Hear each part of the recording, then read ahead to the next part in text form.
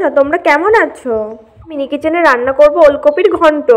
এটা করার জন্য আমি এখানে ওলকপিটা ঘষনিতে ঘষে নিয়েছি, আর সঙ্গে নিয়েছি কিছুটা আলু ঘষে নিয়েছি, কিছুটা এখানে টমেটো কুচি, আদা বাটা, লঙ্কা বাটা। চলো তাহলে ভিডিওটা শুরু করা যাক। ভিডিওটা স্কিপ না করে শেষ পর্যন্ত ভিডিওটা দেখতে থাকো। এবার উনুনটা ধরে উনুনের উপরে বসিয়ে দিলাম কড়াই, এই পাশে উনুনের উপরে বসিয়ে দিলাম জলের হাঁড়ি।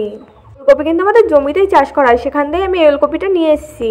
এই রান্নাটার ভেতরে কোনো মাছ ব্যবহার করবো না, কিন্তু তোমরা চাইলে মাছ ব্যবহার করতে পারো। এবার আমি কড়াইতে দিয়ে দিলাম পরিমাণ মতন তেল।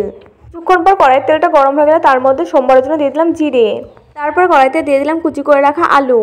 আলুগুলো না কেমন লালচে হয়ে গেছে, আমি আলুগুলো ঘষে এমনিই রেখে দিয়েছিলাম, আমার জলে ভিজিয়ে রাখতে হতো।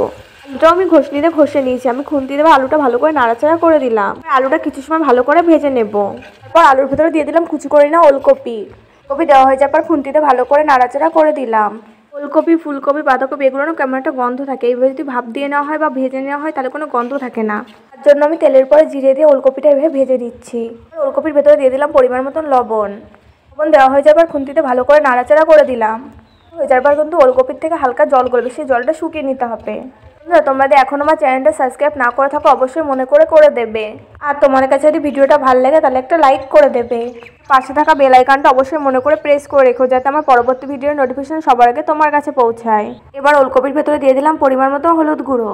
কপির ভেতরে হলুদ গুঁড়ো দেওয়া হয়ে যাবে, খুন্তিতে ভালো করে নাড়াচাড়া করে দিলাম। এখন কিন্তু ওলকপিটা অনেকটাই সেদ্ধ হয়ে গেছে, তার জন্য ওলকপিটা আমি বাটিতে তুলে নিলাম। কপিটা কিন্তু বেশি কড়া করে ভেজে নেওয়া যাবে না, তাই আমি তুলে নিয়েছি। তারপর কড়াইটা আমি ধুয়ে পরিষ্কার করে নিয়ে আবার উনুনের উপরে বসিয়ে দিলাম। তারপর কড়াইটা হালকা গরম হলে তার মধ্যে দিয়ে দিলাম পরিমাণ মতো সরষের তেল। তারপর কড়াইয়ের তেলটা গরম হয়ে গেলে তার ভিতরে দিয়ে দিলাম আদা বাটা। আদা বাটা দেওয়া হয়ে যাবে, আদা বাটা একটু ভালো করে ভেজে নিলাম। এখন কিন্তু আদা বাটাটা ভাজা হয়ে গেছে। তারপর তেলের মধ্যে দিয়ে দিলাম কাঁচা লঙ্কা বাটা। কাঁচা লঙ্কাটা ভালো করে ভেজে নেওয়া হয়ে যাবে, তার মধ্যে দিয়ে দিলাম কুচি করে রাখা টমেটো। টমেটো দেওয়া হয়ে যাবে, খুন্তিতে ভালো করে নাড়াচাড়া করে দিলাম। তোমরা কি কখনো এইভাবে ওলকপির ঘন্ট খেয়েছো সেটা আমাকে জানাতে ভুলো না। আমি মশলার ভেতরে দিয়ে দিলাম অল্প পরিমাণে লঙ্কার গুঁড়ো। আর গুঁড়োটা আমি বেশি দেবো না, যেহেতু আমি কাঁচা লঙ্কা ব্যবহার করেছি তার জন্য। তারপর দিয়ে দিলাম পরিমাণ মতন জিরে গুঁড়ো।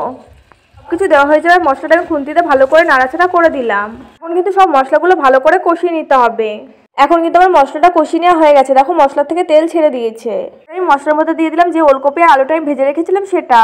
মশলার সাথে ওলকপিটা আমি ভালো করে খুন্তিতে মিশিয়ে দিলাম। এই ওলকপিটা খুন্তিতে নাড়াতে থাকতে হবে যাতে নিচে না লেগে যায়। ওলকপিটা নাড়াতে নাড়াতে যখন শুকিয়ে আসবে তখন মনে করতে হবে ওলকপিটা হয়ে গেছে। ওলকপির ঘন্টটা কিন্তু খেতে খুব টেস্টি হয়, তোমরা একবার আমার মতন করে রান্না করে খেয়ে দেখতে পারো। এখন কিন্তু আমার ওলকপি রান্নাটা প্রায় কমপ্লিট। আমি ওলকপির ভেতরে দিয়ে দিলাম পরিমাণ মতন গরম মশলা গুঁড়ো। গরম মশলা গুঁড়ো দেওয়া হয়ে যাবে, খুন্তিতে আবার একটু ভালো করে নাড়াচাড়া করে দিলাম। গরম মশলা গুঁড়োটা সব জায়গায় ভালো করে মিশে যায়। আমি ওলকপির মধ্যে দিয়ে দিলাম অল্প পরিমাণে চিনি। চিনিটা তোমরা দিতেও পারো, নাও দিতে পারো, এটা তোমাদের ইচ্ছা। আমার কাছে মনে হয় চিনির জন্য টেস্টটা আর একটু বাড়ে। এখন কিন্তু আমার ওলকপির রান্নাটা পুরো কমপ্লিট।